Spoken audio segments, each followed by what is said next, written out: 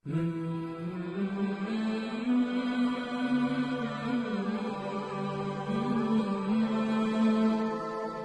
اللہ الرحمن الرحیم۔ اللہ تعالیٰ کے بابرکت نام سے شروع، جو بڑا مہربان اور نہایت رحم فرمانے والا ہے۔ سامعین محترم، ایک تعلیمی انسٹیٹیوٹ کے آفس میں ایک بچے کو دیکھا جو غالباً سیکنڈ ایئر یا تھرڈ ایئر کا طالب علم تھا، اور اس کو انسٹیٹیوٹ کے جو مینجمنٹ میں جو صاحب تھے وہ ڈانٹ رہے تھے کہ یار تو بہت ناخلف ہے، تو نے اپنے باپ کا گریبان پکڑ لیا، تیرے والد شکایت کر رہے تھے۔ تو میں نے جب اس ذات شریف کی طرف دیکھا تو وہ بڑی سعادت مندی کے ساتھ ان کی ساری باتیں سن رہا تھا، تنومند آدمی۔ تو میں سوچنے لگا کہ آیا اس کے والد نے اس کو اس دن کے لیے ہی جوان کیا تھا کہ وہ بڑا ہو کر اپنے باپ کا ہی گریبان پکڑ لے؟ اور یہاں پہ وہ جس سعادت مندی کے ساتھ باتیں سن رہا تھا، اس کی وہ سعادت مندی مجھے انتہائی بری لگ رہی تھی، بجائے یہ کہ وہ اس پہ شرمسار ہوتا۔ وہ زیر لب مسکرا رہا تھا، اور اس کے برے فعل پر جو بھی اسے برا بھلا کہا جا رہا تھا وہ اس کو بڑی حوصلے کے ساتھ سن رہا تھا۔ میں نے سوچا کہ یہ باتیں تو اسے اپنے والد کی سننی چاہیے تھی، کہ جس نے اسے پالا پوسا جوان کیا، اور اس کے ساتھ پتہ نہیں کون کون سی اس نے خواہشات منسوب کی ہوئی ہوں گی کہ بڑا ہو کر میرا یہ کرے گا، وہ کرے گا، وہ کرے گا۔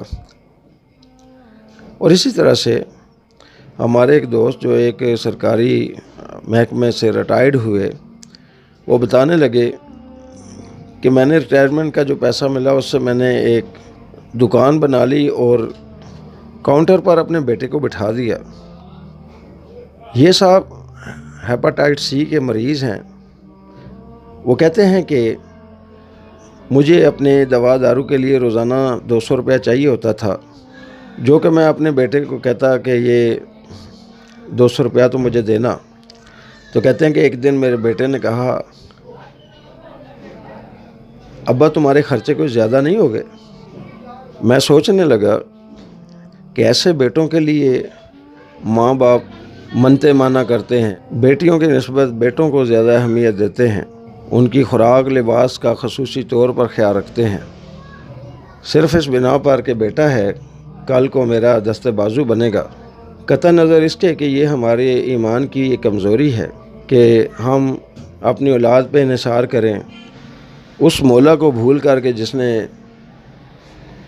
ہمیں زندگی عطا کی اور بغیر کسی سہارے کے ہمیں رزق دیتا رہا، تو کیا بڑھاپے میں وہ ہمیں رزق عطا نہیں کرے گا؟ سامعین محترم، میں ان بچوں سے پوچھتا ہوں کہ کیا آپ مستقبل کے والد نہیں ہو؟ کیا آپ اپنی اولاد سے یہ توقع کرو گے کہ وہ بھی آپ کے ساتھ ایسا ہی سلوک کرے، وہ آپ کا گریبان پکڑے اور آپ کے دوا دارو پہ ناک منہ چڑھائے؟ آپ لوگ جب کبھی کسی ہوٹل پہ جاؤ اور تھوڑی سی خدمت آپ کی وہاں کا بیرا کرے تو آپ اس کو ٹپ بھی دو اور اس کا خوش اخلاقی کے ساتھ شکریہ بھی ادا کرو، لیکن وہ ماں اور باپ جو دن رات آپ کو سہولتیں دیتے رہتے ہوں، آپ انہیں جھوٹے منہ بھی شکریہ نہ کہو، تو یہ کتنی بڑی بدقسمتی ہوگی۔ تو اس لیے ان باتوں پہ ہمیں غور کرنے کی ضرورت ہے کہ کیا ہم بھی ان بیٹوں میں شامل تو نہیں کہ جن سے بات کرتے ہوئے ان کے باپ ان کی مائیں ڈرتی ہیں کہ ذرا بات کی تو بیٹا بے عزتی کر کے رکھ دے گا۔ گو اس کی وجہ دین سے دوری بھی ہے، کیونکہ جتنے بھی ایٹیکیٹس ہیں جتنے بھی اخلاقی رویے ہیں وہ ہمیں دین میں ملتے ہیں، نہ کہ ہمیں بایو کیمسٹری میں، میتھ میں، فزکس میں۔ تو جہاں پہ ہم بایو کیمسٹری پڑھیں، یہ علم بھی حاصل کریں کہ ماں کے کیا حقوق ہیں، باپ کے کیا حقوق ہیں، تاکہ وہ ماں باپ جو آج ہمارے ناروا رویے کی وجہ سے گھٹنوں میں سر دے کے روتے پھرتے ہیں، وہ ایک سعادت مند بیٹے کو پا کر اس کے لیے دعائے خیر کرتے رہیں۔ اس لیے ضرورت اس امر کی ہے کہ ہم اپنے رویوں پہ نظر ثانی کریں۔ اگر آفس میں باس ڈانٹ دے تو اس کو ہم سعادت مندی کے ساتھ قبول کر لیں، کوئی دوست برا بھلا کہہ دے اس کو نظر انداز کر دیں، تو پھر ماں باپ کی باتوں کو نظر انداز کیوں نہیں کر سکتے؟ ان کے بارے میں تو اللہ تعالیٰ نے فرمایا کہ انہیں اف تک نہ کہو، یعنی جو آپ کے چہرے پہ ناراضگی کے اثرات نمایاں ہوتے ہیں وہ بھی نہیں ہونے چاہیے۔ اللہ تبارک تعالیٰ ہمیں عمل کی توفیق عطا فرمائے۔